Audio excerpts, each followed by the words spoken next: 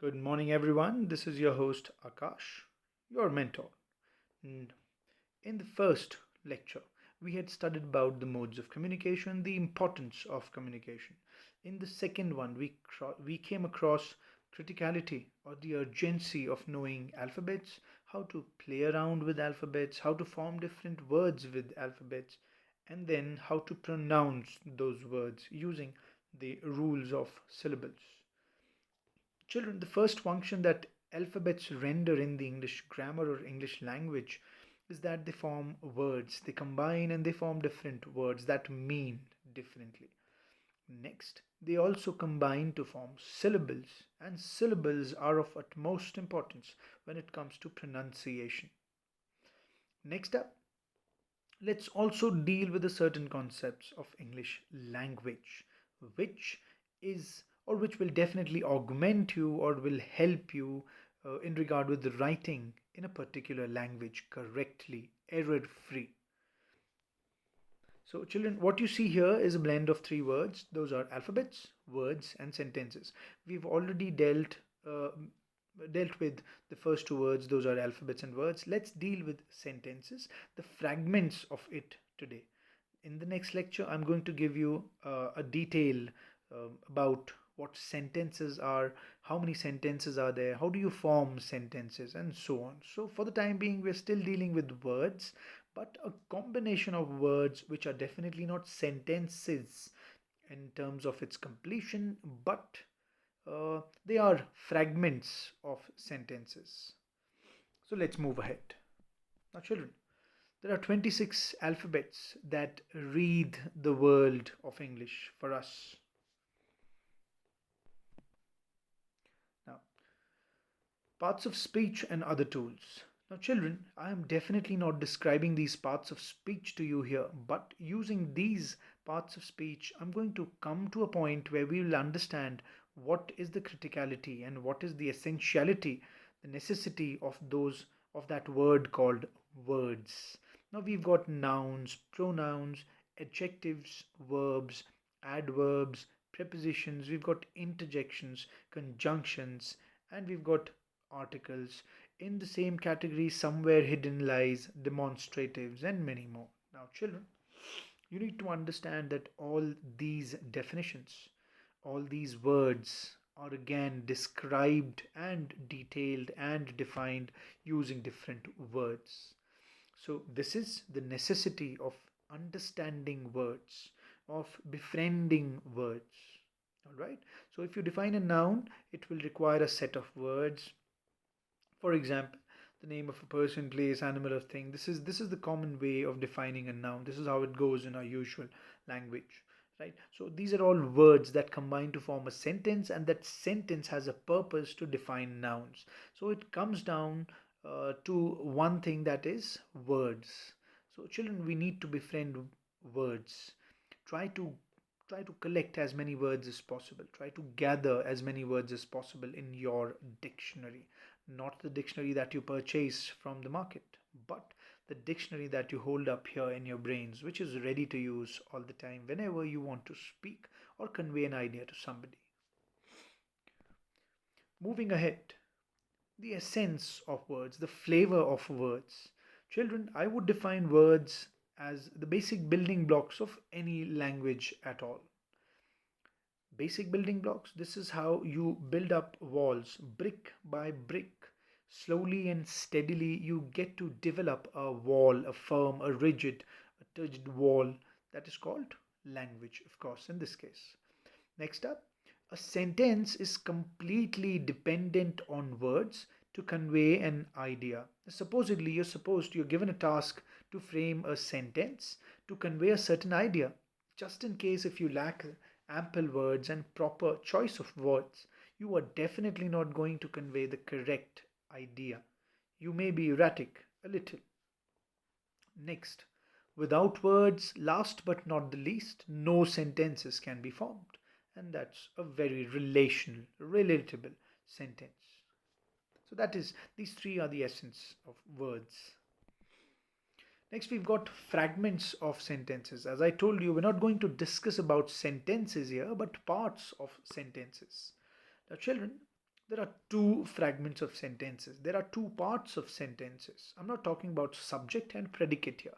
I'm talking about uh, in the sentences, there are certain parts that are hidden that have to be traced out and studied so that when we combine them, when we use them somewhere, we are able to come across an idea that needs to be transferred using particular words. So the first fragment of a sentence is phrases. Now we're going to discuss the definitions and the usage and the examples and how you frame phrases up ahead. Similarly, the second fragment of a sentence is clauses. All right, children. We've got a structure of a sentence. This possibly would have been taught to you by your subject teachers many a times. Children, this is of utmost importance again. There are things that if you don't talk about, if you don't understand, the English grammar is never going to fall in line for you. It's always going to be a difficult task that will ask more and more of your efforts and time than it actually need to be understood. All right. So what we see in orientation here using three blocks. The first block says subject. The second is a combining term that's called a verb. And the third is object. Now I've defined what a subject can be, what verbs can be, and what object can be in a sentence. Now let's refer to subject here. Subject can be a noun. It could be a pronoun, right? Now similarly, verbs got different forms, it's got different categories, and it's got different types. For example, if I talk about verb in terms of being a weak verb, a very weak verb, or a strong verb, that's a different categorization. Similarly, if I talk about first form, the second form, the third form, also or namely termed as present, past, and past participle, these are three different forms that we usually deal with when it comes to writing sentences. This is the major area that we need to hit hard, that we need to understand intensely and profusely, right? A profuse understanding of this particular topic has to be there in order to frame correct, error free sentences. Now, children, object again could be a noun or a pronoun, just like a subject, but then what's the difference? Children, the sentence revolves around the central noun or the central pronoun, which is called the subject, where subject is the doer of the action.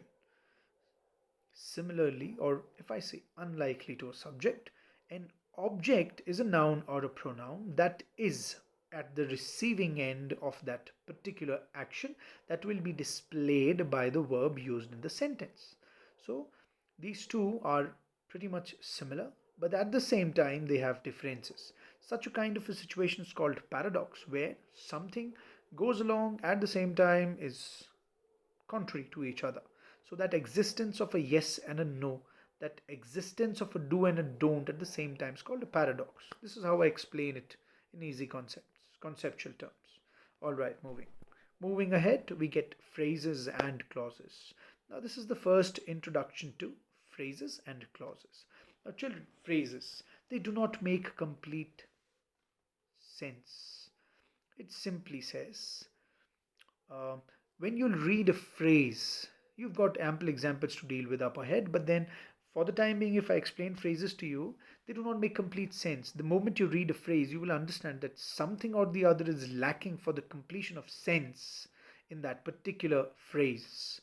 Second point regarding the phrases is, do not these phrases, they don't include subjects, neither do they contain verbs. So this is a very easy standout for phrases. The moment you see a part or a fragment of sentence that does not indulge in subjects and verbs but definitely has a partial sense, not a complete sense, it definitely is a phrase you're chasing. Next, we've got clauses. Clauses make complete sense. They include subjects and they include verbs. So it's very easy. A part of a sentence, a fragment of a sentence that consists of a subject or multiple subjects or a verb is a clause. Now, phrases. There is one important uh, definition that I can provide to phrases, that they will never be treated, they can never behave like a complete sentence. contrary to clauses, conflicting to clauses. Clauses are definitely parts of sentences, but if I write that clause alone, it can behave like a complete sentence, making complete sense. Very unlikely to phrases. Let's deal with a few examples here so that we understand what phrases are and what clauses are. Alright, we see a first example. I have not quoted it in a sentence, but the part that actually refers to a phrase has been written as examples for you on the screen. For a while. Now, we've got different types of phrases here. I'm going to deal with it when I'll deal with sentences. Because the moment I'll give you sentences, in the next lecture, of course, the moment I write a sentence, I'm going to divide it into its respective clause and its respective phrase so that you understand what phrases and what category of phrases are there. Now, the first category here I've used is prepositional clause. Now, for a while. For, of course, is a preposition. This is how it goes. It becomes very easy once we deal it in a serial manner, in a chronological order. Now, for a while is a prepositional clause. Now, when you read this or you use this sentence or this part of a sentence alone, you will see that there is some sense lacking. It does not make a complete sense at all. For that matter, I would rather say it does not make sense at all. But if I switch over to the second example, I see running water. It makes sense. But when you read it all along, you find it out very easily by hearing it at once that there is something missing that does not complete the sense at all. So once you adjoin that something missing, you tend to make it or turn this phrase into a sentence, which will finally make a complete sense. So that's running water. In brackets, right in front of running water, I've written gerund. Children, this is a different aspect, a terminology that defines a verb in its continuous form, but definitely being used as a noun. This is a different concept altogether. We're going to deal with it. We're going to explore this concept when we come across nouns under the tag of parts of speech. So currently we are dealing with phrases. Let's stick to it. The third point is totally delicious. It's a noun phrase. How do we come to it will be discussed in the next episode along with the sentences itself. Now, reading a book has got a present participle phrase, reading a book. Now, I am reading a book becomes a complete sentence, but if that I am is lacking, is not there in the sentence, so it definitely stands as something that does not make a complete sense. But then, of course, it has got partial sense. Reading a book, just like to be free, infinitive. Infinitive, children, is very easy to understand. The moment you combine to, that's a preposition, with a verb, to plus any verb in the first form, of course, it becomes infinitive. And of course, the verb combined in such a manner will never function as a verb. It might become an adjective, it might become a noun for that matter, or an adverb in certain cases. So, children, you need to understand that the moment you combine to with a verb, it does not become a verb, it does not remain a verb, it becomes an infinitive, which refers to a different category of parts of speech. So, that will definitely be discussed in detail, but not in here, will be tagged along with parts of speech. So currently we're dealing with phrases. Phrases are parts or fragments of sentences that make partial sense. Sometimes they don't make sense at all. And of course, phrases cannot function as complete sentences. They are just fragments of sentences with incomplete sense. All right, children. When we talk about clauses, clauses have got are further bifurcated, are further categorized into two different categories. The first category is independent clauses. Independent, the word itself justifies the fact that these clauses can be used alone by themselves as complete sentences. It's very easy to understand using a few examples quoted right on the screen. The first example is I eat bananas in the kitchen. I eat bananas in the kitchen. What you see, the sentence has been shaded in two colors, one in red and the other section has been shaded in black. If I only talk about I eat. Now, as far as the definition of clauses go, the definition says that it consists of a noun and it consists of a verb. Now, children, try to figure this out. I eat. What is I? It is the doer, the noun at the subject end. So there is a subject, there is a noun, and then eat. There, of course, is a verb. So these two form a clause. If I say bananas in the kitchen, if I only refer to in the kitchen, it becomes a preposition phrase only because there is no noun and, of course, there is no subject, or I may rather say there's no verb. In the kitchen, I can add in the kitchen this phrase in any um, with any subject in any sentence. For example, there's a mouse in the kitchen, uh, there's a pie can in the kitchen, there can be anything in the kitchen, but then in the kitchen does not make sense, or it only conveys partial sense in this case. So if it is phrase, it will not have a subject, neither will it have a verb, whereas if it's a clause, it will have a subject as well as a verb. Just in this case, like I eat bananas in the kitchen. Second example shows you that when Nitya is angry, she screams. If I only use those last two words, she screams. So it tells you the entire aspect of screaming of that girl that I am writing about, which is Nitya here. So she screams, Nitya screams. It's fine. She does it in fear. She does it in exuberance, in something else. Um, like maybe she's frightened of something. She saw something all of a sudden and she got frightened, because of which she screamed. So Nitya screams. This is her impulsive reaction to anything.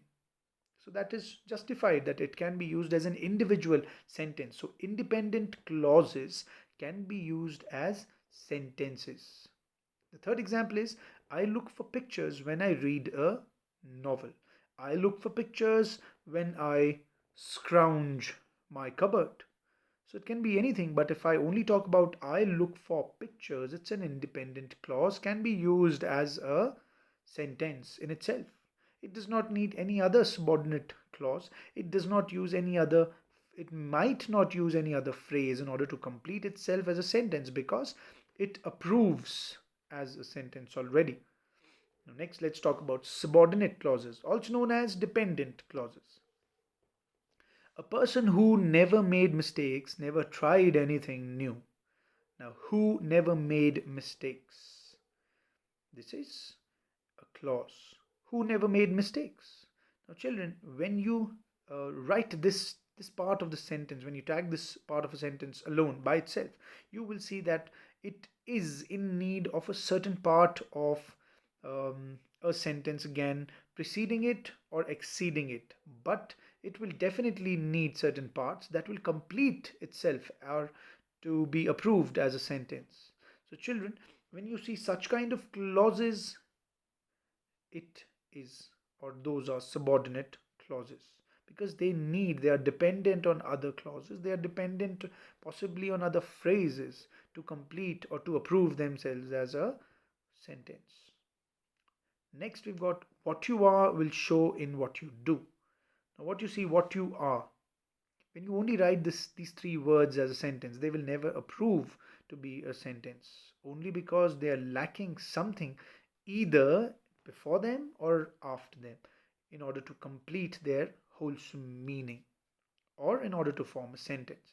So, children, independent clauses have the power to act as individuals' complete sentences, whereas dependent clauses are not able to function as complete sentences.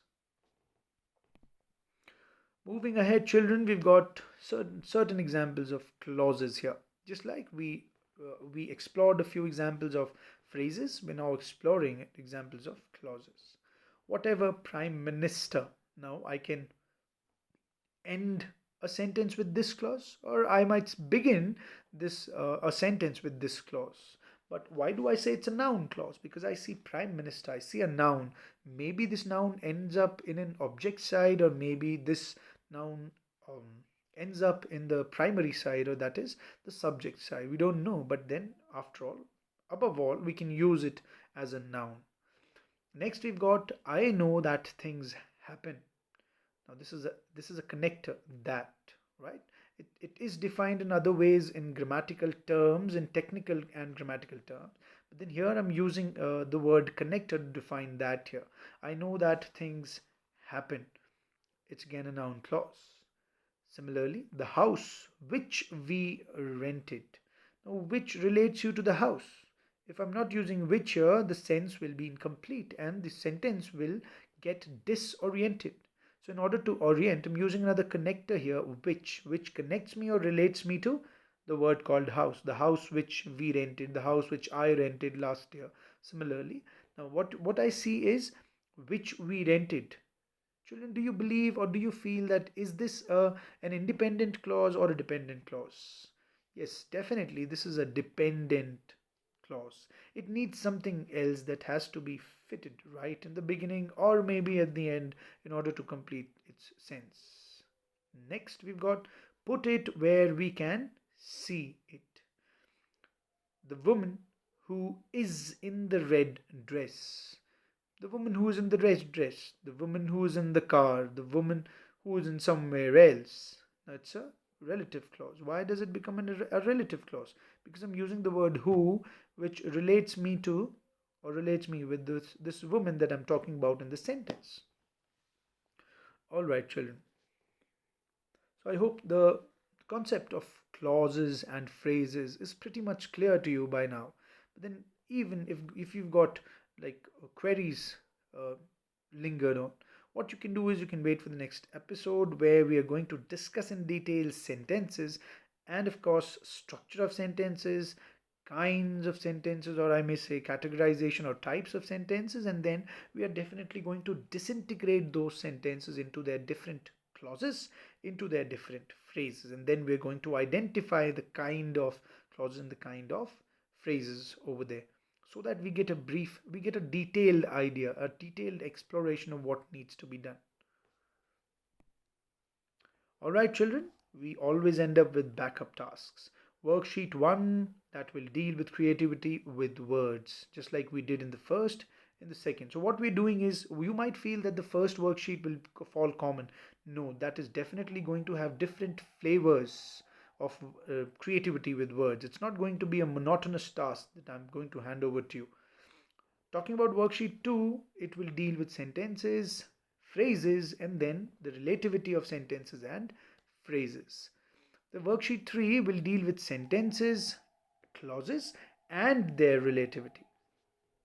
So, more or less, worksheet 2 and worksheet 3 are pretty much same, but the only difference is that the second will deal with phrases and sentences, and the third will deal with clauses and sentences. Children, at the end, in this terminating point, I would like to request you to keep safe, to keep all the guidelines handled very carefully that have been given to us by the government of India in order to prevent ourselves from corona virus disease. That's COVID-19. Thank you and have a nice and a healthy day ahead.